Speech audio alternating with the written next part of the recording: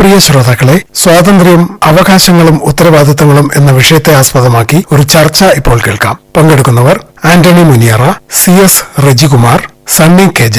നമ്മുടെ രാജ്യം 79ാമത് സ്വാതന്ത്ര്യ ദിനം ആഘോഷിക്കുമ്പോൾ ലോകം കണ്ടിട്ടുള്ളതിൽ വെച്ചിട്ട് ഏറ്റവും വലിയൊരു വിപ്ലവമായിരുന്നു ഇന്ത്യൻ സ്വാതന്ത്ര്യ സമരം. ഈ സ്വാതന്ത്ര്യ സമരത്തെക്കുറിച്ചുള്ള ചിന്തകൾ ഇന്ന് നമ്മൾ പങ്കുവയ്ക്കുമ്പോൾ എന്തെല്ലാമാണ് ഒരു പൗരന്റെ അവകാശങ്ങൾ, എന്തെല്ലാമാണ് ഒരു പൗരന്റെ ഉത്തരവാദിത്തങ്ങൾ, ഈ കാര്യങ്ങളെക്കുറിച്ചൊക്കെ നമ്മളൊന്ന് ചിന്തിച്ച് കടന്നു പോകേണ്ടതുണ്ട്. ധീരദേശാഭിമാനികളുടെ ചുടുദിനം വീണ് കുതിർന്ന ഈ മണ്ണ് ഓരോ വർഷവും ഓരോ സ്വാതന്ത്ര്യ ദിനം ഇങ്ങനെ കടന്നു പോകുമ്പോൾ ആണ്ടേക്കൊരിക്കൽ ഒരു ഓഗസ്റ്റ് 15 അരുമയായി നുണയുന്ന മധുരമോ ഭാരതം എന്നിങ്ങനെ കവി എഴുതി വെച്ചപ്പോൾ തീർച്ചയായിട്ടും അതിനും അപ്പുറത്തേക്ക് നമ്മുടെ മനസ്സിൽ എല്ലാ കാലത്തും നമ്മുടെ സ്വാതന്ത്ര്യത്തെക്കുറിച്ചും നമ്മുടെ ദേശത്തെക്കുറിച്ചൊക്കെ ഒരു ബോധമുണ്ടാവേണ്ടതാണ്. ഇന്ന് നമ്മോടൊപ്പം സ്റ്റുഡിയോയിലുള്ളത് ശ്രീ CS റജികുമാർ, ശ്രീ സത്യൻ കോനാട്ട് എന്നിവരാണ്. ശ്രീ റജികുമാർ, പുതിയ തലമുറയ്ക്ക് എത്രത്തോളം ആവേശോജ്വലമായ കാര്യമാണ് ഇന്ത്യൻ സ്വാതന്ത്ര്യ സമരം? പുതിയ തലമുറ ഇന്ത്യൻ സ്വാതന്ത്ര്യ സമരത്തെക്കുറിച്ചോ അതിൽ പങ്കെടുത്ത ധീര ദേശാഭിമാനികളെക്കുറിച്ചോ തീർത്തും അജ്ഞരാണെന്നുള്ളൊരു അഭിപ്രായക്കാരനാണ് ഞാൻ. നമ്മൾ സാർ ആദ്യം പറഞ്ഞ പോലെ ഓരോ സ്വാതന്ത്ര്യ ദിനാഘോഷങ്ങളും വെറും ചടങ്ങുകളായി മാറുകയാണ്. പതാക ഉയർത്തി കുഞ്ഞുങ്ങൾക്ക് മധുരപലഹാരങ്ങൾ വിതരണം ചെയ്ത് ആ പരിപാടി സമാപിച്ച്, നമ്മുടെയൊക്കെ ചെറുപ്പകാലത്ത് ഈ ഓഗസ്റ്റ് 15 എല്ലാ വിദ്യാർത്ഥികളും സ്കൂളിലെത്തണം. അന്ന് പ്രമുഖ അധ്യാപകൻ അല്ലെങ്കിൽ പ്രധാന അധ്യാപകൻ പതാക ഉയർത്തും, കുട്ടികൾക്ക് മധുരപലഹാരങ്ങൾ വിതരണം ചെയ്ത് അവർക്കറിയാവുന്ന രീതിയിൽ ഭാരത സ്വാതന്ത്ര്യ സമര ചരിത്രത്തെക്കുറിച്ച് കുട്ടികളോട് പങ്കുവയ്ക്കും. ഇന്നിപ്പോൾ നമ്മൾ കാണുന്ന വല്ലാത്തൊരു അവസ്ഥ, ആ ദിവസം അവധിയാണ്, കുട്ടികളാരും പുറത്തിറങ്ങുന്നില്ല. ആ ദിവസം സ്കൂളിൽ കുട്ടികളെ എത്തിച്ച് ആ കുട്ടികൾക്ക് മഹാത്മാഗാന്ധിയെക്കുറിച്ചും അതുപോലെ സ്വാതന്ത്ര്യ സമരത്തിൽ പങ്കെടുത്ത ധീരദേശാഭിമാനികളെക്കുറിച്ചും അവരോടൊന്ന് സംവദിക്കാൻ നമ്മുടെ പുതിയ കാലത്ത് കഴിയുന്നില്ല, ആർക്കും കഴിയുന്നില്ല. അതൊരു വല്ലാത്ത കഷ്ടമാണ്. അതുകൊണ്ട് തന്നെ നമ്മൾ കുട്ടികളെ കുറ്റം പറഞ്ഞിട്ട് കാര്യമില്ലെന്നുള്ളതാണ് എൻ്റെ അഭിപ്രായം. ഒരു ഉത്തരവാദിത്വം മുതിർന്നവർക്ക് തന്നെയാണ്. ഒരുപാട് അവകാശങ്ങൾ നമുക്കുണ്ട്. സ്വാതന്ത്ര്യ സമരത്തിലൂടെയാണ് ഈ അവകാശങ്ങളൊക്കെ നമ്മൾ നേടിയെടുത്തത്. പക്ഷേ ഈ അവകാശങ്ങൾ നമ്മൾ നേടുന്നതിനോടൊപ്പം തന്നെ എൻ്റെ നാടിനെ കുറിച്ചിട്ടുള്ള കുറച്ച് ഉത്തരവാദിത്തങ്ങൾ കൂടി എനിക്കുണ്ടെന്നുള്ളൊരു ബോധ്യം കൂടിയിട്ട് നമുക്ക് സമൂഹത്തിന് പകർന്നു കൊടുക്കേണ്ടതുണ്ട്. അപ്പോൾ ഈ ഒരു കാലഘട്ടത്തിൽ അവകാശങ്ങളെക്കുറിച്ചുള്ള ഒരു ബോധ്യം മാത്രം പോരാ, ഉത്തരവാദിത്തങ്ങളെക്കുറിച്ചും ബോധ്യം ഉണ്ടാവേണ്ടതുണ്ട്. ഇപ്പോൾ ശ്രീ സത്യൻ കോനാട്ടിനെ സംബന്ധിച്ചിടത്തോളം ധാരാളം ആളുകളുമായിട്ട് ഇടപഴകുന്നു, സ്വാതന്ത്ര്യ സമര സേനാനികളെ നേരിട്ട് കാണുകയും ഒക്കെ ചെയ്തിട്ടുള്ള ഒരാളാണ് അങ്ങ്. എങ്ങനെയാണ് ഈ ഉത്തരവാദിത്തങ്ങളും അവകാശങ്ങളും തമ്മിൽ ഒന്ന് താരതമ്യപ്പെടുത്തി പറയുമ്പോൾ? ഞാൻ ഒരു മനുഷ്യൻ എന്ന രീതിയിൽ ഒരു കുടുംബത്തിൽ ജീവിക്കുന്ന ആളാണ്. അപ്പോൾ എൻ്റെ കുടുംബത്തിൽ നിന്ന് ഞാൻ ഭക്ഷണം കഴിക്കുമ്പോൾ ഇതെങ്ങനെ ഉണ്ടാവുന്നു എന്ന് സാമാന്യ രീതിയിൽ ഒന്ന് അറിഞ്ഞിരുന്ന കൊള്ളാം. അത്തരം ആ സാമാന്യ അറിവിൽ നിന്നാണ് ഞാൻ പിന്നെ കുടുംബത്തിൽ നിന്ന് സമൂഹത്തിലോട്ട് വരുന്നതും സമൂഹത്തിൽ നിന്ന് രാഷ്ട്രീയ സാമൂഹ്യ രംഗങ്ങളിലുള്ള ആളുകളുമായിട്ട് ഇടപെടുന്നത്. ഈ ഇടപെടലിൽ എനിക്ക് സമൂഹം എന്ത് തരുന്നു? ഇവിടെ സമൂഹത്തിൽ നല്ല മാതൃകകൾ നമുക്ക് നഷ്ടപ്പെട്ടു എന്നിപ്പോൾ അങ്ങ് സംസാരിച്ചപ്പോൾ എനിക്കൊരു സൂചന കിട്ടി. ഇപ്പോൾ കവിതയുടെ ഒരു ശകലം കേട്ടപ്പോൾ തന്നെ ഞാൻ അതാ ആലോചിച്ചുകൊണ്ടിരുന്നത്. അപ്പോൾ ഇവിടെ മിഠായി കൊടുക്കലും ഒരു പതാക ഉയർത്തലും മാത്രമാണോ എൻ്റെ ഉത്തരവാദിത്വം? ഇത് ഭയങ്കര അപകടകരമായ ഒരു അവസ്ഥയാണ്. എന്താണ് എൻ്റെ ഉത്തരവാദിത്വം? എന്താണ് ത്രിവർണ്ണ പതാക എന്താണെന്ന് ഞാൻ പഠിച്ചിരിക്കണം. അതിൽ തന്നെ ഒരു ഉത്തരവാദിത്വമുണ്ട്. എന്താണ് ആ മൂവർണ്ണ കൊടി നമുക്ക് തരുന്ന സന്ദേശം? അതിനെപ്പറ്റി ഞാൻ പഠിക്കണ്ടേ? ഇത് ഞാൻ പഠിക്കുക മാത്രമല്ല, ഇത് പുതിയ തലമുറയ്ക്ക് പകർന്നു കൊടുക്കേണ്ട ഉത്തരവാദിത്വവും കടമയും എനിക്കുണ്ട്. ആ പകർന്നു കൊടുക്കലിൽ എവിടെയോ അപാകത സംഭവിച്ചിട്ടുണ്ട് എന്നാണ് ഈ കാലത്ത് സഞ്ചരിക്കുകയും ഇടപെടുകയൊക്കെ ചെയ്യുമ്പോൾ മനസ്സിലാക്കാൻ സാധിക്കുക. ശ്രീ സത്യൻ കോനാട്ട്, അതിനും അപ്പുറത്ത് നമുക്ക് നിർഭയമായിട്ടിരിക്കാനായിട്ട്, നമ്മുടെ മൗലിക അവകാശങ്ങൾ ഇന്നതൊക്കെയാണെന്ന് നമുക്ക് തുറന്നു പറയാനായിട്ട്, നമുക്ക് ഇഷ്ടമുള്ള മതത്തിൽ വിശ്വസിക്കാനായിട്ട്, ഇഷ്ടമുള്ളതുപോലെ ഇഷ്ടമുള്ള ഭക്ഷണം കഴിക്കാനായിട്ട്, ഈ ഒരു സ്വാതന്ത്ര്യം എന്ന് പറയുന്നത് യഥാർത്ഥത്തിൽ ഈ സ്വാതന്ത്ര്യ സമരത്തിലൂടെ നേടിയെടുത്ത സ്വാതന്ത്ര്യം തന്നെയാണ്. മറ്റുള്ള പല രാജ്യങ്ങളിലും ഈ സ്വാതന്ത്ര്യം പോലും ഇല്ലാത്ത ഒരുപാട് രാജ്യങ്ങളുണ്ട്. നീ എന്ത് സംസാരിക്കണം, നീ ഏത് ഭാഷ സംസാരിക്കണം, നീ ഏത് അവകാശത്തെക്കുറിച്ചാണ് പറയുന്നത്, നിന്റെ പൗരാവകാശങ്ങളെ ഞങ്ങളിങ്ങനെ കൂട്ടിവെച്ചിരിക്കുന്നു, ഇങ്ങനെയൊക്കെ പറയുന്ന രാജ്യങ്ങൾ ഇപ്പോഴും ഇല്ലേ? ഉണ്ട്, തീർച്ചയായിട്ടും ഉണ്ട്. ആദ്യം ചോദിച്ചതുപോലെ നമ്മൾ പലപ്പോഴും നമ്മുടെ അവകാശങ്ങളെക്കുറിച്ച് മാത്രമാണ് ബോധവാന്മാരായിരിക്കുന്നത്. കുഞ്ഞിനിമാഷിന്റെ കവിതയുണ്ട്, ഇന്ത്യ എന്തിങ്ങനെ നന്നായിടാത്തതിന് ഉത്തരം കിട്ടിപ്പോയി ഇന്നെനിക്ക്, ഞാനത് നന്നാക്കാൻ ഒന്നുമേ ചെയ്തതിൽ ഇന്നേ വരേക്കും ഒരു നിലയ്ക്കും. നമ്മൾ ഈ അവകാശങ്ങളെക്കുറിച്ചെല്ലാം ഇതുപോലെ ശബ്ദമുയർത്തുമ്പോഴും നമ്മുടെ ഉത്തരവാദിത്തങ്ങളെക്കുറിച്ച് നമ്മൾ എന്താണ് ചിന്തിക്കുന്നത്? നാടിന്റെ നാളെയെക്കുറിച്ചും നമ്മുടെ സംഭാവനയെക്കുറിച്ചും കൂടെ നമ്മൾ ചിന്തിക്കേണ്ടതല്ലേ? അല്ലേ? നക്ഷത്രം എന്നോട് ചോദിച്ചു, ഞാൻ തന്ന ഒരക്ഷരം നീ എന്ത് ചെയ്തു? നിന്റെ പ്രാണനാൽ എത്ര വിളക്ക് കൊളുത്തു നീ, നാളത്തെ യജ്ഞത്തിന് എന്ത് ഹവീസായി കൊടുത്തു നീ. ഓരോ ദിവസവും നമ്മൾ നമ്മളോട് ചോദിച്ചുകൊണ്ടിരിക്കേണ്ടതാണ് ഇത്. നീ എന്ത് ചെയ്തു നാടിനു വേണ്ടി? നാളത്തെ മുന്നേറ്റത്തിന് നിന്റെ സംഭാവന എന്താണ്? അത് നമ്മളോട് തന്നെ ചോദിക്കണം. അത് ചോദിക്കുന്നു. അപ്പോൾ നമുക്ക് വോട്ടവകാശം, ഭരണപരമായ പങ്കാളിത്തം, ഇതൊക്കെ നമുക്ക് ലഭിച്ചിട്ടുള്ള മഹത്തായിട്ടുള്ളൊരു കാര്യമാണ്. ജനാധിപത്യ രാജ്യത്തിൽ നമുക്ക് വോട്ട് ചെയ്യാനുള്ളൊരു അവകാശം, ഭരണത്തിൽ പങ്കുചേരാനുള്ളൊരു അവകാശം, ഇങ്ങനെ കുറേ അവകാശങ്ങളുണ്ട്. വ്യക്തിപരമായ അവകാശങ്ങളുണ്ട്. സമൂഹം ഇങ്ങനെ ഒത്തുചേർന്ന് നിൽക്കുമ്പോൾ അവർക്ക് കൂടുതൽ അവകാശങ്ങളുണ്ട്. ഒരു കരുത്താണല്ലോ നമ്മുടെ രാജ്യം നമുക്ക് നേടിത്തന്നിട്ടുള്ളത്. കാരണം ഒരുമിച്ച് നിൽക്കണമെന്നാണ്, അല്ലേ? നാനാത്വത്തിൽ ഏകത്വം എന്ന് പറയുന്ന ആ കരുത്താണ് നമ്മുടെ മനസ്സിൽ. ഒരുപക്ഷെ നമ്മുടെ രാഷ്ട്രപിതാവ്, ഈ രാഷ്ട്രപിതാവ് നടത്തിയ സമരത്തെക്കുറിച്ചിട്ട് പറയുന്നത് സഹന സമരം എന്നാണ്, അല്ലേ? ഈ പാസീവ് റെസിസ്റ്റൻസ്, ഈ സഹന സമരം, ഈ ഒരു കാലഘട്ടത്തിൽ സഹന സമരങ്ങൾ നടത്തുന്നവരുടെ എണ്ണം കുറവാണല്ലേ? ഇല്ല, അത് രണ്ട് കാര്യങ്ങളുണ്ട് സാറേ. ഒന്ന്, കാലം മാറിപ്പോയി. ഇപ്പോൾ മഹാത്മജി ജീവിച്ചിരുന്ന ഒരു ഇന്ത്യ അല്ല ഇന്ന് രാഷ്ട്രീയം എന്ന് പറഞ്ഞ വലിയൊരു ബിസിനസ്സാണ്. ആ ബിസിനസ് എനിക്ക് തോന്നുന്നു നമുക്ക് സാമ്പത്തികമായ അവകാശങ്ങളുണ്ട്, സാമൂഹികമായ അവകാശങ്ങളുണ്ട്. സാമ്പത്തികമായ അവകാശങ്ങളാണ് യഥാർത്ഥത്തിൽ ഓരോ വ്യക്തിയും ഇപ്പോൾ നമ്മൾ ഇടയ്ക്കൊക്കെ സംസാരിക്കുമ്പോൾ പെട്ടെന്ന് സ്വാർത്ഥത കടന്നു വരുന്നു. സാമ്പത്തികമായ അവകാശങ്ങൾക്ക് കൂടുതൽ പ്രാധാന്യം കൊടുക്കുമ്പോഴാണ്, മറിച്ച് ഞാനിപ്പോൾ കഴിക്കുന്ന ഭക്ഷണം അവന് കൂടി അവകാശപ്പെട്ടതാണ് എന്ന് ചിന്തിക്കുമ്പോൾ അത് സാമൂഹികമായ അവകാശമായി മാറും. തീർച്ചയായും പലപ്പോഴും ഇന്ത്യയെ സംബന്ധിച്ചിടത്തോളം നമ്മുടെ രാജ്യത്തിന്റെ ഈ മഹത്തരമായിട്ടുള്ള ഒരു പാരമ്പര്യം 79ാമത് വർഷത്തിലേക്ക് എത്തി നിൽക്കുന്ന ഈ സ്വാതന്ത്ര്യ ദിനാഘോഷത്തിന്റെ ഒരു പിന്നാമ്പുറത്തേക്ക് നമ്മൾ ചിന്തിക്കുമ്പോൾ മഹാത്മജിയെ കുറിച്ചിട്ട് ഒരുപാട് സംസാരിക്കുന്ന ആളാണ് ശ്രീ CS രജികുമാർ. പ്രയാണം എന്ന് പറയുന്ന നിങ്ങളുടെ സ്വാതന്ത്ര്യ സമര സന്ദേശയാത്രയിലൂടെ അപ്പോൾ എന്തെല്ലാം അവകാശങ്ങളാണ് ഈ കുഞ്ഞുങ്ങളെ ബോധ്യപ്പെടുത്തേണ്ടത്, എന്തെല്ലാം ഉത്തരവാദിത്തങ്ങളാണ് ഏറ്റെടുക്കാനായിട്ട് കുഞ്ഞുങ്ങളോട് നമ്മൾ പറയേണ്ടത്? അവിടെ നമ്മൾ മഹാത്മാഗാന്ധിയെ പഠിക്കണം എന്നുള്ളതാണ് നമ്മൾ മനസ്സിലാക്കേണ്ടത്. ലോകത്തിന് ഭാരതത്തിന്റെ ഒരു സംഭാവനയായിട്ടാണ് ഞാൻ മഹാത്മാഗാന്ധിയെ മനസ്സിലാക്കുന്നത്. നൂറ്റാണ്ടുകൾ കൊണ്ട് ഭാരതം ആർജിച്ച നേട്ടമാണ് ഈ അർദ്ധനഗ്ന രൂപം. ഒരു അതിശയമാണ് മഹാത്മാഗാന്ധി എന്ന് പറയും. ഇപ്പോൾ 1915 മഹാത്മാഗാന്ധി ദക്ഷിണാഫ്രിക്കയിൽ നിന്നുള്ള വളരെ കൈപ്പേറിയ അനുഭവങ്ങളുമായിട്ടാണ് ഇവിടെ എത്തുന്നത്. വലിയൊരു അനുഭവങ്ങളുമായിട്ടാണ് അദ്ദേഹം വരുന്നത്. അദ്ദേഹം ഗോപാലകൃഷ്ണ ഗോഖലയെ കണ്ടു. എന്നെ അദ്ദേഹത്തിൻ്റെ രാഷ്ട്രീയ ഗുരുവായി സ്വീകരിച്ച് ഞാൻ നിങ്ങളോടൊപ്പം പ്രവർത്തിക്കാൻ തയ്യാറാകുന്നു എന്ന് പറയുന്നു. ഞാനിപ്പോൾ ആദ്യം ശ്രീ സത്യൻ കോനാട്ട് പറഞ്ഞതുമായി ബന്ധപ്പെടുത്തിയാണ് സംസാരിക്കുന്നത്. അപ്പോൾ ഗോപാലകൃഷ്ണ ഗോഖലെ ഗാന്ധിജി ഒന്ന് നോക്കുകയാണ്. അപ്പോൾ ഗാന്ധിജിയുടെ വേഷം കോട്ടും സ്യൂട്ടും ടൈയും ഒരു മേൽമുണ്ട് ഉണ്ട്, തലേക്കെട്ടുമുണ്ട്.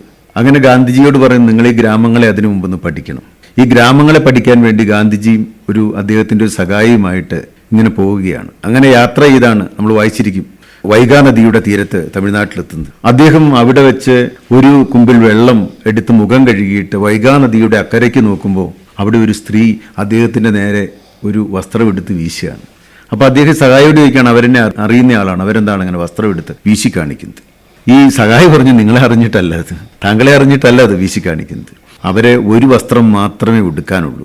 അതിൻ്റെ ഒരു ഭാഗം കഴുകിയിട്ട് മറ്റേ ഭാഗം ആ കഴുകി ഉണക്കുന്നതാണ് കാണുന്നത്. ആ ഭാഗം ചുറ്റിയിട്ട് വേണം മറുഭാഗം കഴുകാൻ. അക്കരെ ആരുമേ കാണാത്തൊരു കോണിൽ നിൽക്കുന്ന തമിഴക തങ്കയെ കാണുകയായി ചുറ്റിയ ചേല അഴിക്കാതെ അതിൻ്റെ ഒരറ്റമാ നീറ്റിൽ കഴുകി ഉണക്കയാണ്. ഇവിടെയാണ് ഗാന്ധിജിയെ നമ്മൾ മനസ്സിലാക്കേണ്ടത്. ഇത് കണ്ട് ഗാന്ധിജി ഞെട്ടിപ്പോയി. എന്ത്, ഭാരതത്തിലെ സ്ത്രീകൾക്ക് ഒരു വസ്ത്രം മാത്രമേ ഉള്ളൂ എന്ന് ഗാന്ധിജി ചിന്തിച്ചു. ഗാന്ധിജി അവിടെ വെച്ച് തന്നെ തൻ്റെ ഈ തലയെക്കെട്ടും ഈ മേൽമുണ്ടും എടുത്ത് ഒരു പന്ത് പോലെയാക്കി വൈഗാ നദിയുടെ ഓളപ്പരപ്പിലൂടെ അക്കരയ്ക്ക് കൊടുക്കുകയാണ്. അവരോട് എടുത്തോളം പറയുന്നു. അത് മാത്രമല്ല ഗാന്ധി ചെയ്ത്, അന്ന് അവിടെ വെച്ച് മഹാത്മാഗാന്ധി ഒരു വലിയ പ്രതിജ്ഞ എടുത്തു. ഇനി എന്ന് ഭാരത സ്ത്രീകൾക്ക് 2 വസ്ത്രം ഉണ്ടാകുന്നുവോ അന്നേ ഞാൻ എൻ്റെ മേൽമുണ്ട് ധരിക്കൂ. അതിനുശേഷമാണ് മഹാത്മാഗാന്ധി വട്ടമേശ സമ്മേളനത്തിന് പോകുന്നത് 1931. അവിടെ വെച്ച് അർദ്ധനഗ്നനായ ഫക്കീർ എന്ന് വിശേഷിപ്പിക്കപ്പെടുകയൊക്കെ ചെയ്യുന്നത്. അത് നമ്മൾ ഈ സമകാലീന രാഷ്ട്രീയവുമായിട്ട് ബന്ധപ്പെടുത്തണം. നമ്മുടെ ഇപ്പോഴത്തെ ഒരു കാര്യം, ജനാധിപത്യ മൂല്യങ്ങൾ വേണ്ട തരത്തിൽ സംരക്ഷിക്കപ്പെടുന്നില്ല. ഭയത്തിൽ നിന്നുള്ള മോചനം, മഹാത്മാഗാന്ധി പറഞ്ഞത്, നിങ്ങൾ ഭയപ്പെടേണ്ട, ഭയത്തിൽ നിന്നുള്ള മോചനം ഞാൻ നിങ്ങൾക്ക് നേടിത്തരാം. അപ്പോൾ ഭയത്തിൽ നിന്നുള്ള മോചനം, ആവിഷ്കാര സ്വാതന്ത്ര്യം, ഇഷ്ടമുള്ള മതത്തിൽ വിശ്വസിക്കാനുള്ള സ്വാതന്ത്ര്യം, ഇങ്ങനെയുള്ള കുറേ സ്വാതന്ത്ര്യങ്ങൾ നമ്മുടെ ജനാധിപത്യ രാജ്യം നമുക്ക് നൽകുന്നുണ്ട്.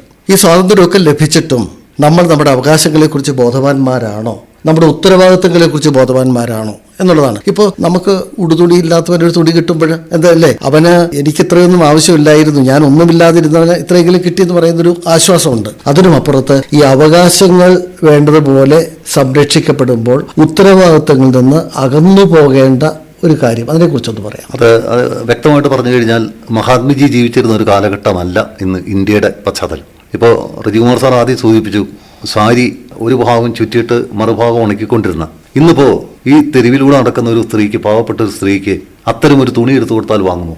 50 പൈസ ധർമ്മക്കാരൻ നമ്മൾ ഇട്ട് കൊടുത്താൽ അവർ വാങ്ങുമോ? നമ്മൾ ചിന്തിക്കേണ്ടതായിട്ടുണ്ട്. എന്തുകൊണ്ടാണ് നമ്മൾ ഈ മാറ്റം ഉണ്ടായിട്ടുള്ളത്? അപ്പോൾ നമുക്ക് ഇപ്പോൾ 79ാമത്തെ സ്വാതന്ത്ര്യ ദിനം നമ്മൾ ആഘോഷിക്കുമ്പോൾ നമ്മൾ ഒത്തിരി മാറ്റം നമുക്കുണ്ടായിട്ടുണ്ട്. ആ മാറ്റം നമുക്ക് തന്ന ഉത്തരവാദിത്വം നമ്മൾ വേണ്ട രീതിയിൽ വിനിയോഗിക്കാതെ ഒരു പക്ഷത്തേക്ക് മാത്രം മാറ്റിയെടുക്കുന്ന അധികാരത്തിന്റെ ദുർവിനിയോഗം, അതാണ് ഇവിടെ നടന്നുകൊണ്ടിരിക്കുന്നത്. അത് അർഹതപ്പെട്ട സ്ഥലങ്ങളിലോട്ട് എത്തുന്നില്ല. എന്തുകൊണ്ട് അർഹതപ്പെട്ട സ്ഥലങ്ങളിലോട്ട് എത്താതെ വരുന്നു? ഒരു മണലാരണ്യത്തിലൂടെ നീരുറവ വരുമ്പോൾ അത് ലക്ഷ്യസ്ഥാനത്ത് എത്തുന്നതിന് മുമ്പ് പറ്റിപ്പോവുക. അത് അങ്ങനെ പറ്റുന്നുണ്ടെങ്കിൽ ആ ഉറവ ലക്ഷ്യസ്ഥാനത്ത് എത്തിക്കാനുള്ള ഉത്തരവാദിത്തം ഇവിടുത്തെ ഭരണാധികാരികൾക്കുണ്ട്. അങ്ങ് പറഞ്ഞ കൃത്യം തന്നെ.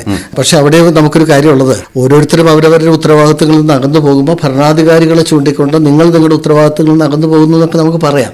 ഞാൻ പറയുന്നത് നമ്മുടെ രാജ്യം ഇന്ന് നേടിയെടുത്തിട്ടുള്ള നേട്ടങ്ങളുടെ എല്ലാം പിന്നിൽ ഒരുപാട് കഷ്ടപ്പാട് അനുഭവിച്ചവരുണ്ട്. ഇല്ല, ആ കഷ്ടപ്പാട് നമ്മൾ മറക്കാൻ പാടില്ലല്ലോ. ആ കഷ്ടപ്പാട് നിലനിർത്തിക്കൊണ്ട് തന്നെ പറയട്ടെ, എനിക്ക് ഇപ്പോൾ ഇന്ന് ഭക്ഷണം കഴിക്കാനില്ലെങ്കിൽ ഞാൻ ആരോട് വിലപിക്കും? അതൊരു പ്രസക്തമായ കാര്യമാണ്. എനിക്കിപ്പോൾ ഇവിടെ കവിത കേൾക്കാം, അല്ലെങ്കിൽ സൂക്തങ്ങൾ കേൾക്കാം, ആദർശങ്ങൾ മൊത്തം ഞാൻ കേൾക്കാം. പക്ഷേ എനിക്ക് വിശക്കുന്നുണ്ടെങ്കിൽ പ്രഥമമായിട്ട് എൻ്റെ വിശപ്പടക്കുക എന്നുള്ളതാണ്. ഇന്ത്യയിലൊക്കെ ജീവിച്ചിരിക്കുന്ന ഈ ചർച്ചയുടെ ആദ്യ ഭാഗത്ത് റജികുമാർ സാറ് പറഞ്ഞു വിദേശത്തേക്ക് കുട്ടികൾ കടന്നു പോകുന്നതിനെ പറ്റി. എന്തുകൊണ്ടാണ് കടന്നു പോകുന്നത്? നമ്മുടെ രാജ്യത്ത് ഇതിന് എത്രയോ അവസരങ്ങളുണ്ട്. എത്രയോ നമുക്ക് ഇടുക്കിയെ തന്നെ നമുക്ക് എടുക്കാം. ഇപ്പോൾ ഇടുക്കിയിലിരുന്നാണ് നമ്മൾ ചർച്ച ചെയ്യുന്നത്. ഇവിടെ നമുക്ക് സുഗന്ധദ്രവ്യങ്ങൾ നമ്മൾ ഉൽപ്പാദിപ്പിക്കുന്നു, ആവശ്യത്തിൽ കൂടുതൽ വൈദ്യുതി ഉൽപ്പാദിപ്പിക്കുന്നു, എത്രയോ തൊഴിൽ സാധ്യതകൾ നമുക്ക് ഉണ്ടാക്കിയെടുക്കാൻ പറ്റും. അപ്പോൾ അത്തരം സാധ്യതകളിലേക്ക് വിരൽ ചൂണ്ടുന്ന അധികാരിവർഗം ഈ ചെറുപ്പക്കാരെ, യുവജനങ്ങളെ കൂട്ടുപിടിച്ചാൽ നമ്മുടെ സ്വാതന്ത്ര്യബോധം അവർക്കോടും കൊടുക്കട്ടെ.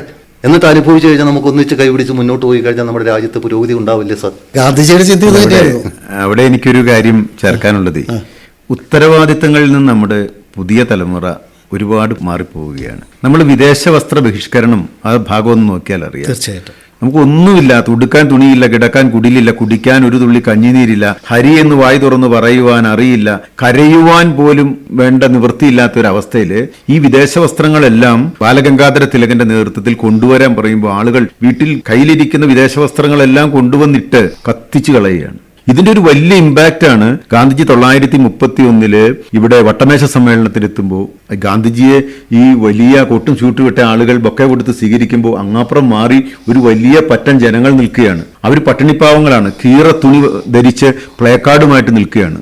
അതാരാണ് നിൽക്കുന്നതെന്ന് മഹാത്മജി ചോദിക്കുമ്പോൾ പറയുകയാണ്, നിങ്ങളിവിടെ വിദേശ വസ്ത്രം ബഹിഷ്കരിച്ചപ്പോൾ തൊഴിൽ നഷ്ടപ്പെട്ടവരാണ് നിൽക്കുന്നത്. ഇന്ന് നമുക്ക് ആർക്ക് കഴിയും? ഇതുപോലെ സഹകരിക്കാൻ നമുക്ക് ആർക്ക് കഴിയും? ഇതുപോലെ ത്യജിക്കാൻ ആർക്ക് കഴിയും? അപ്പൊ നമ്മുടെ ഒരു ഉത്തരവാദിത്വം ഉണ്ട് ഇതിനകത്ത്. റെസ്പോൺസിബിലിറ്റി വലിയൊരു കാര്യമാണ്. ഇത് തന്നെയാണ് നമ്മുടെ പ്രധാന വിഷയം. നമ്മുടെ ഉത്തരവാദിത്വവും നമ്മുടെ കടമയിലോട്ടും നമുക്ക് നിലനിർത്തി നമുക്ക് ഒന്നിച്ചു പോകണമെങ്കിൽ എന്താണ് അതിനുള്ള സൊല്യൂഷൻ? ഈ മഹാത്മജി പറഞ്ഞൊരു കാര്യമുണ്ട്, വ്യക്തി എത്ര അശക്തനായാലും അധികാര സ്ഥാനങ്ങളെ ചോദ്യം ചെയ്യാനുള്ള അവകാശം വ്യക്തികൾക്കുണ്ട്. വ്യക്തി എത്ര അശക്തനാവട്ടെ, അധികാര സ്ഥാനങ്ങളോട് ചൂണ്ടിക്കൊണ്ട് അവരെ ചോദ്യം ചെയ്യാനുള്ള അവകാശം വ്യക്തികൾക്കുണ്ട്.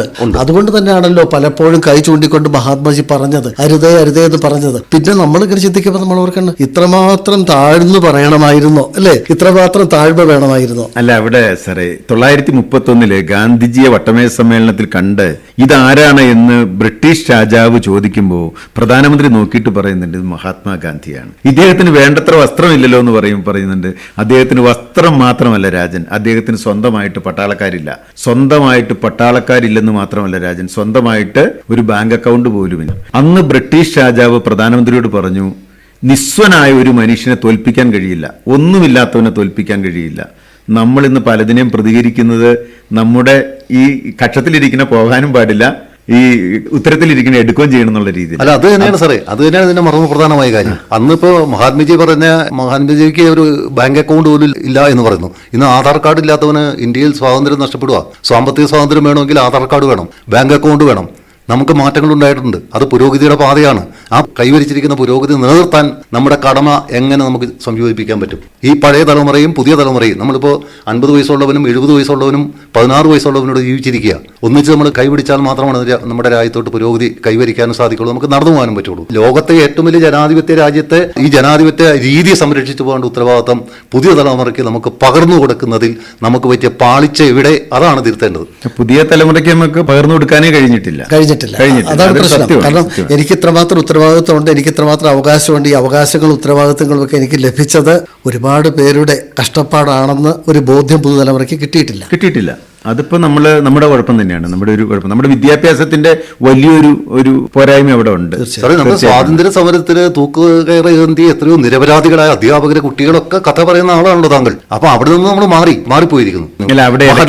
മഹാത്മജിയുടെ ഏറ്റവും വലിയ വിപ്ലവകരമായ മാറ്റമായിരുന്നു ഇന്ത്യൻ സ്വാതന്ത്ര്യ സമരം നമ്മൾ പറഞ്ഞു, സാർ പറഞ്ഞു, അനിൽ സാർ പറഞ്ഞു. അങ്ങനെയെങ്കിൽ എനിക്കിത് ചോദ്യം ചെയ്യാൻ പാടില്ലേ? എനിക്ക് ഇഷ്ടമല്ലാത്ത കാര്യങ്ങൾ ചോദ്യം ചെയ്യാൻ ഇന്ത്യയിൽ ജീവിക്കുന്ന ഒരു പൗരനെന്ന് എനിക്ക് അവകാശമില്ലേ? ഇത് പറയുമ്പോൾ 2 കവിത ചൊല്ലി, അല്ലെങ്കിൽ 2 ആശയങ്ങൾ പറഞ്ഞു, അല്ലെങ്കിൽ 2 കൊടി പൊക്കി, അല്ലെങ്കിൽ 2 മിഠായി കൊടുത്തു, ഇന്ത്യൻ സ്വാതന്ത്ര്യ ദിനം ആഘോഷം കഴിഞ്ഞു. ഇത് കഴിഞ്ഞാൽ പിന്നെ പരിപാടി വേറെ. ഇതിന് മാറ്റം ഉണ്ടാവണം. അല്ല, അവിടെ നമ്മള് ഒരു കാര്യം വിളിച്ചു പറയാൻ ഈ പറയുന്ന ആർജവം ആരാണ് കാണിക്കുന്നത്? വരിക സഹചരെ, വരിക സഹന സമരമായി, കരൾ ഉറച്ച് കൈകൾ കോർത്ത് കാൽനടയ്ക്ക് നീങ്ങനാം. ഇതെഴുതിയ അംശി നാരായണ പിള്ളയെ 6 മാസം ജയിലിലിട്ടു. ഗാന്ധി ഇർവിൻ കരാർ വന്നപ്പോഴാണ് അദ്ദേഹത്തെ പുറത്തുവിട്ടത്. അപ്പൊ ഇങ്ങനെ ശക്തമായിട്ട് രാജാവെ നിങ്ങൾ തുണി ഉടുത്തിട്ടില്ലെന്ന് പറയുമ്പോൾ അങ്ങനെ പറയാനുള്ള ശേഷി നമുക്കുണ്ടോ? നമുക്ക് ആർക്കുണ്ട്? നമ്മൾ അങ്ങനെ ചെയ്യാറുണ്ടോ? നമ്മുടെ പലതും നഷ്ടപ്പെടും. അധികാരം നമുക്ക് വേണം, എന്നാൽ അവകാശങ്ങളെ കുറിച്ച് ബോധ്യവും ഉണ്ടായിരിക്കും. ബോധ്യമുണ്ട്. പലപ്പോഴും ഇങ്ങനെ സംഭവിക്കുന്നത് വെച്ച് കഴിഞ്ഞാൽ എനിക്ക് കുറെ അവകാശങ്ങളുണ്ട്, എന്റെ അവകാശങ്ങളെല്ലാം ഞാൻ കടന്നു കയറും, എന്റെ അവകാശങ്ങൾക്കും മാത്രമല്ല അതിനപ്പുറത്തേക്ക് ഞാൻ കടന്നുകയറ്റം നടത്തും. പക്ഷേ ഉത്തരവാദിത്തങ്ങൾ ഒഴിഞ്ഞു മാറും. ഉത്തരവാദിത്തങ്ങൾ ഒഴിഞ്ഞു മാറും. അങ്ങനെ സംഭവിക്കുന്നത്. അപ്പൊ നമുക്ക് എന്തെല്ലാം റെസ്പോൺസിബിലിറ്റിയാണ് നമ്മുടെ ഭരണഘടന നൽകുന്നത്, എന്തെല്ലാം അവകാശങ്ങളാണ് നമ്മുടെ ഭരണഘടന നൽകുന്നത്, ഇത് രണ്ടും മനസ്സിലാക്കിക്കൊണ്ട് മുന്നോട്ട് പോകണമെന്നുണ്ടെങ്കിൽ അതിന് സാധിക്കാത്തൊരവസ്ഥയിലേക്ക് നമ്മുടെ സമൂഹം മാറിക്കൊണ്ടിരിക്കും. അല്ല, അതിന് ഒത്തിരി ഉത്തരവാദിത്തങ്ങളുണ്ട് സാർ. ഇപ്പൊ നമ്മളിപ്പോ സംസാരിച്ചുകൊണ്ടിരിക്കുന്ന ആകാശവാണി, ശുദ്ധ മലയാളം, പച്ച മലയാളം, നമ്മുടെ ഭാഷ, ഇതൊക്കെ വളരെ വ്യക്തമാക്കപ്പെട്ട ഒരു മാധ്യമത്തിലാണ് നമ്മൾ സംസാരിച്ചുകൊണ്ടിരിക്കുന്നത്. ഇതിന് മംഗ്ലീഷ് സംസാരിക്കുന്നവരും അവരും ഇവരും ഒക്കെ വന്ന് വാർത്താ സമ്മേളനം വെച്ചിട്ട് ചാനലുകളുടെ സംസ്കാരമായിട്ട് മാറി നമ്മൾ. അപ്പൊ നമ്മൾ ഒത്തിരി മാറിപ്പോയിരിക്കുന്നു. ആ മാറ്റത്തെ നമുക്ക് തടയിടാൻ ഇപ്പൊ ഈ ആകാശവാണിയുടെ പ്രക്ഷേപണ പരിപാടി അല്ല, തീർച്ചയായിട്ടും ജനങ്ങളിലേക്ക് എത്താനായിട്ട് ഇപ്പൊ ബഹുജന ഹിതായ ബഹുജന സുഖായ എന്ന് പറഞ്ഞിട്ട് ഈ ആകാശവാണിയുടെ ആപ്തവാക്യം, ആകാശവാണിയാണ് ഒരുപക്ഷെ ഭാരതത്തില് ഈ സ്വാതന്ത്ര്യാനന്തര കാലഘട്ടത്തില് ആളുകളുടെ ഇടയിലേക്ക് ദേശസ്നേഹം കൊടുക്കാനായിട്ട് ശ്രമിച്ച വലിയൊരു പ്രസ്ഥാനം. അത് ആത്മാഭിമാനത്തോടുകൂടി ആകാശവാണിക്ക് അവകാശപ്പെട്ടതാണ്. അത് ആ കടമ ആകാശവാണി നമ്മുടെ ചരിത്രം പരിശോധിച്ചത് കൃത്യമായിട്ടുള്ള മാറി എന്ന് ഇതുപോലൊക്കെ കുറ്റപ്പെടുത്തുമ്പോൾ നമ്മളൊരു കാര്യം മനസ്സിലാക്കേണ്ടത്, ഒരു സമൂഹത്തിന് അവർക്ക് അർഹതപ്പെട്ട നേതാവിനെ കിട്ടും. അപ്പൊ നമുക്ക് അർഹതപ്പെട്ട നേതാവിനെ കിട്ടും. അപ്പൊ നമ്മൾ വോട്ട് ചെയ്യുന്ന സമയത്ത്, അല്ലെങ്കിൽ നമ്മുടെ സമ്മതിദാന അവകാശം വിനിയോഗിക്കുന്ന സമയത്ത് നമ്മൾ മറ്റ് പല മാനദണ്ഡങ്ങളും ഇന്ന് സ്വീകരിക്കുന്നുണ്ട്. രാഷ്ട്രീയം മാത്രമല്ല അതിൻ്റെ. ഇന്നിപ്പോൾ ഒരു ചെറിയ പഞ്ചായത്തിൽ അവിടുത്തെ ഒരു വാർഡിലൊരു മെമ്പറെ നിർത്തണമെങ്കിൽ നമ്മൾ എന്തെല്ലാം നോക്കും? അവൻ ഏത് ജാതിക്കാരനാണെന്ന് നോക്കും. അവൻ്റെ രാഷ്ട്രീയം മാത്രം നോക്കിയാൽ പോരാ. അവൻ ഏത് ജാതിക്കാരനാണ്, അതിൽ ഏത് വിഭാഗമാണെന്ന് അന്വേഷിക്കും. അതിലേറ്റവും ഭൂരിപക്ഷമുള്ള ആളുകളാണ്. അപ്പം നമ്മൾ മൂല്യങ്ങളിൽ നിന്ന് ഒരുപാട് പിന്നോട്ട് പോയി. അതൊക്കെ ഈ പറയുന്ന ഈ ജീർണതയ്ക്ക് ഒരു കാരണമാണ്. ഈ മതങ്ങളിലെ ഇപ്പം രാഷ്ട്രീയത്തിനല്ലല്ലോ പ്രാമുഖ്യം. ഇന്നിപ്പോൾ രാഷ്ട്രീയ നേതാക്കന്മാർ മതമേലധ്യക്ഷന്മാരുടെ വീടിന്റെ പിന്നാമ്പുറത്ത് ഒച്ചാനിച്ച് നിൽക്കുന്ന ഒരു കാഴ്ച നമ്മൾ കാണുന്നത്. അപ്പോൾ ജനാധിപത്യത്തെ തിരുത്തലുകൾ വരുത്തണമെങ്കിൽ നമുക്ക് നല്ല ചിന്ത വേണം, ചോദ്യം ചെയ്യലുകൾ ഉണ്ടാവണം. ആ ചോദ്യം ചെയ്യുന്നതിനകത്ത് അർഹിക്കപ്പെട്ട ചോദ്യമാണ്, അതിന് ഉത്തരം നൽകേണ്ട ബാധ്യത നമ്മുടെ രാഷ്ട്രീയ നേതൃത്വം കടന്നു പോകുന്ന വഴികളിൽ അല്ലെങ്കിൽ അധികാര സ്ഥാനങ്ങളിൽ, താക്കോൽ സ്ഥാനങ്ങളിൽ അവർ എത്തപ്പെടുന്നുണ്ടെങ്കിൽ അവർ നൽകണം എന്നുള്ള എളിയ അഭിപ്രായം. അവകാശങ്ങളെ കുറിച്ച് തന്നെയാണ് പറയുന്നത്. ഈ സ്വാതന്ത്ര്യവും അധികാരവും തമ്മിലുള്ള സംഘർഷമുണ്ട്, സംഘടനമുണ്ട്. അവിടെ നിന്ന് അവകാശം തുടങ്ങുന്നത്. ഈ സ്വാതന്ത്ര്യവും അധികാരവും തമ്മിലൊരു സംഘടനം, ആ സംഘടനത്തിന് അവകാശത്തെക്കുറിച്ച് നമ്മൾ ചിന്തിക്കും. തീർച്ചയായിട്ടും അങ്ങനെ അവകാശങ്ങളെ കുറിച്ച് ചിന്തിക്കുമ്പോൾ ഉത്തരവാദിത്വ ബോധം ഉണ്ടാവുക എന്നുള്ളത്, അവകാശങ്ങൾ എനിക്ക് ഇന്നല്ല അവകാശങ്ങളുണ്ടല്ലോ, ഈ അവകാശങ്ങളെല്ലാം ഞാൻ ഏറ്റെടുത്ത് ഏറ്റവും സന്തോഷത്തോടുകൂടി കഴിഞ്ഞേക്കാമെന്ന് പറയുമ്പോൾ അവരിനെ കുറിച്ച് ചിന്തിക്കാനുള്ള ഒരു ഉത്തരവാദിത്വം കൂടിയിട്ട് ഉണ്ടാകണമെന്ന്. ആ ഉത്തരവാദിത്തത്തിന് മാറ്റങ്ങൾ ഉണ്ടാക്കണം. ഈ അടുത്ത പൗര സ്വാതന്ത്ര്യത്തെ പറ്റിയുള്ള ബില്ലിനെ പറ്റി വളരെ ചർച്ച നടത്തി ഇല്ലേ? നമ്മളതൊക്കെ വായിച്ച എന്തുകൊണ്ടാണ് ഒരു പറ്റം ഉത്തരവാദിത്തപ്പെട്ട MLA-മാരും MP-മാരും ആ കാര്യത്തിൽ ബോധവാന്മാരാണ്. അപ്പൊ ആ മാറ്റം നമുക്ക് അനിവാര്യമാകണമെങ്കിൽ നമ്മൾ കുറെ സഹിച്ചേ പറ്റൂ, നമ്മൾ കുറെ ചോദ്യങ്ങൾ ചോദിച്ചേ പറ്റൂ. എന്തായാലും ഈ പുതിയൊരു കാലഘട്ടത്തിൽ നമുക്ക് ഈ സ്വാതന്ത്ര്യാനന്തര കാലഘട്ടത്തിൽ ഓരോ വർഷം ചെല്ലുന്തോറും ഇപ്പൊ നമ്മൾ പറഞ്ഞു വരുമ്പോൾ നമുക്ക് രാജ്യത്തോടുള്ള സ്നേഹം കുറയുന്നു എന്നുള്ളത് പറയുമ്പോഴും നമുക്കറിയാം ഒരുപാട് ആളുകൾ നമ്മുടെ എല്ലാ അതിർത്തിയിൽ നിന്നുകൊണ്ട് നമുക്ക് വേണ്ടി ഉറക്കമിളച്ച് കഷ്ടപ്പെടുകയും സമീപകാലത്തുണ്ടായിട്ടുള്ള സംഘർഷങ്ങളിലെല്ലാം നേർക്കുനേർ നിന്ന് പൊരുതുകയും ഒക്കെ ചെയ്തിട്ടുണ്ട്. അപ്പൊ നമുക്ക് നമ്മുടെ രാജ്യത്തിന് വേണ്ടി, രാജ്യത്തെ സംരക്ഷിക്കാൻ വേണ്ടിയിട്ട് ഇങ്ങനെ ജാഗ്രതയോട് കൂടി നിൽക്കുന്ന ഒരു വിഭാഗത്തെ നമുക്ക് മറക്കാൻ കഴിയില്ല. തീർച്ചയായിട്ടും നമ്മളിങ്ങനെ ഉണർന്നിരിക്കുന്നത്, അല്ലെങ്കിൽ നമ്മളിങ്ങനെ സന്തോഷത്തോടുകൂടി ഇരിക്കുന്നത് അവർ ഉറങ്ങാതിരിക്കുന്നു. ആ ഉറങ്ങാതിരിക്കുന്ന വർഗത്തെ പറ്റി നമുക്ക് ഉണർന്ന ചിന്ത വേണം. തീർച്ചയായും അത് ഓരോ ചെറുപ്പക്കാർക്കും വേണം സാർ. തീർച്ചയായും. കാരണം അവിടെ നടക്കുന്ന ഈ പ്രതിരോധ വകുപ്പിൽ വർക്ക് ചെയ്യുന്ന പോലീസ്, ഒരു പോലീസ് സ്റ്റേഷൻ ഇല്ലാന്നിരിക്കട്ടെ, എന്തായിരിക്കും നമ്മുടെ നാട്ടിലെ അവസ്ഥ? വേണ്ട പട്ടാളക്കാർ ചെയ്യുന്ന സേവനം അത് നമ്മൾ വിലയിരുത്തണ്ടേ സാർ? അപ്പോൾ അത്തരം സേവനങ്ങളെ പറ്റി അടിസ്ഥാനപരമായിട്ട് നമ്മൾ വിലയിരുത്തുകയും ആ വിലയിരുത്തുന്നതിന്റെ ഒപ്പം എന്നിലുണ്ടാവേണ്ട മാറ്റങ്ങളെ പറ്റി ഒരു ചെറുപ്പക്കാരൻ ചിന്തിക്കേണ്ട സമയം അത് അറിയുന്നു. നമ്മളിങ്ങനെ കുറ്റപ്പെടുത്തുമ്പോഴും ഇത് കുറ്റപ്പെടുത്തലല്ല, ഭാരതത്തിന്റെ ഉള്ള ഒരു അവകാശങ്ങളെക്കുറിച്ചും നമുക്കുള്ള ഒരുപാട് ആനുകൂല്യങ്ങളെക്കുറിച്ചും ഇവിടെ ജീവിക്കാനുള്ള സൗകര്യങ്ങളെക്കുറിച്ചും നമ്മൾ മറക്കാൻ പാടില്ല. മറ്റു രാജ്യങ്ങളിൽ പല സ്ഥലങ്ങളിൽ ചില സ്ഥലങ്ങളിൽ ഇഷ്ടമുള്ള വസ്ത്രം പോലും ധരിക്കാൻ കഴിയാത്ത രാജ്യങ്ങളുണ്ട്. അപ്പൊ അത് നമ്മളോട് ഇതിനോടെ ഒപ്പം നമ്മൾ ചേർക്കണം. എങ്കിലും നമുക്ക് ഒരുപാട് പോരായ്മകളുണ്ട്. അത് ഘട്ടം ഘട്ടമായി മാറ്റം വരുത്തണം. ആ മാറ്റം വരുത്തേണ്ടത് ആത്യന്തികമായി ഭരണാധികാരികളല്ല, അവരെ തെരഞ്ഞെടുക്കുന്നവരാണ്. ലോകത്തിലെ ഏറ്റവും വലിയ അതാണ് ഈ ഒരു ജനാധിപത്യ രാജ്യത്തെ കുറിച്ച് പറയുമ്പോൾ ആ രാജ്യത്തിന് പറയാൻ കഴിയുന്ന ഏറ്റവും മഹത്തരമായ ഒരു കാര്യം അത് തന്നെയാണ്. നിങ്ങൾ ഭരണാധികാരികൾ മാറ്റണമെന്നല്ല നമ്മൾ പറയേണ്ടത്, നിങ്ങളെ ഞങ്ങളാണല്ലോ തെരഞ്ഞെടുക്കുന്നത്. അപ്പൊ ജനാധിപത്യ രാജ്യത്തിന്റെ ഏറ്റവും വലിയൊരു കാര്യം അതാണ്. അത് നമ്മൾ ആദ്യം പറഞ്ഞ കുറെ കാര്യങ്ങൾ ഇതിന് മാനദണ്ഡമായിട്ട് വരുന്നുണ്ട്.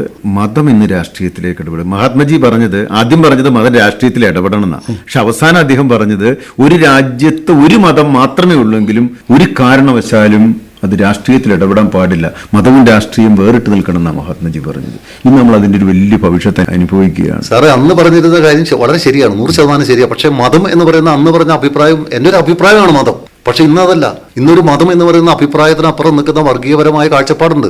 അത് ഞാൻ കുറെ നഷ്ടങ്ങൾ സഹിക്കാൻ തയ്യാറാണ്. ആ നഷ്ടം സഹിക്കാൻ തയ്യാറാകണം എന്നല്ല, ഞാൻ തയ്യാറാണ് എന്ന് പറയുന്ന ചെറുപ്പക്കാരെ വാർത്തെടുക്കാൻ വേണ്ടി ഇവിടുത്തെ ഭരണ സംവിധാനം മുന്നോട്ട് പോകണം. അത് വ്യാവസായിക രംഗത്ത് മാത്രമല്ല, എല്ലാ രംഗത്തും ഇപ്പൊ കാർഷിക രംഗം ഉൾപ്പെടെയുള്ള രംഗങ്ങളിൽ ഓരോരുത്തർക്കും ചില അവകാശങ്ങളും ഉത്തരവാദിത്തങ്ങളും ഉണ്ട്. കാരണം നമുക്ക് ഈ കർഷകന് വേണ്ടത്ര പരിഗണന കിട്ടാത്തൊരു കാലഘട്ടമാണ്. നമുക്കറിയാം, ഉത്തരേന്ത്യയിലൊക്കെ ചെന്ന് കഴിയുമ്പോൾ അല്ലെങ്കിൽ നമ്മുടെ കേരളത്തിൽ പോലും കർഷകന് വേണ്ടത്ര പ്രാധാന്യമോ കിട്ടാതിരിക്കുന്നു. അപ്പോൾ ഈ കർഷകന് വേണ്ട പ്രാധാന്യവും കൊടുക്കണം. ഏത് വിഭാഗത്തിൽ ഇപ്പോൾ വ്യവസായിക്ക് അതിൻ്റെതായ പ്രാധാന്യം കൊടുക്കണം. അങ്ങനെ സമൂഹത്തിന്റെ എല്ലാ കോണുകളിലുള്ളവർക്കും അവരുടേതായിട്ടുള്ള ഒരു പ്രാധാന്യം ഉണ്ടെങ്കിൽ തീർച്ചയായിട്ടും നമ്മുടെ രാജ്യത്തിലെ ഒരു പുരോഗതി. ഇന്നിപ്പോ സംഘടിത ശക്തികൾക്ക് മാത്രം പ്രാധാന്യം കൊടുക്കുകയാണല്ലോ. കർഷകരെന്ന് പറയുന്ന ഒരു വലിയ വിഭാഗത്തെ അവർ സംഘടിതരല്ലാത്തത് കൊണ്ട് തന്നെ അവർ മാറ്റി നിർത്തപ്പെട്ടിരിക്കുകയാണ്.